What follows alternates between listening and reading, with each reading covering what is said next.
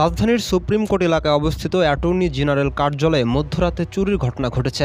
ঘটনাটিকে পরিকল্পিত নাশকতা বলে আখ্যায়িত করেছেন অ্যাটর্নি জেনারেল রুহুল কুদ্দুস কাজল। শুক্রবার সকালে প্রশাসনিক কর্মকর্তা মোহাম্মদ নাসির উদ্দিন স্বাক্ষরিত সংবাদ বিজ্ঞপ্তিতে তথ্যটি নিশ্চিত করা হয়।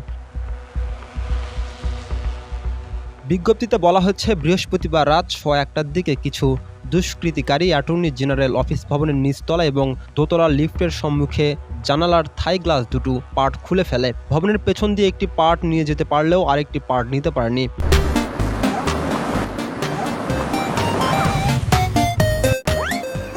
এ সময় শব্দ শুনে অফিসের দারোয়ান ফজলুল ও মিঠু এবং কর্তব্যরত পুলিশ তাদেরকে ধাওয়া করে। এ সময় তারা পালিয়ে যায়।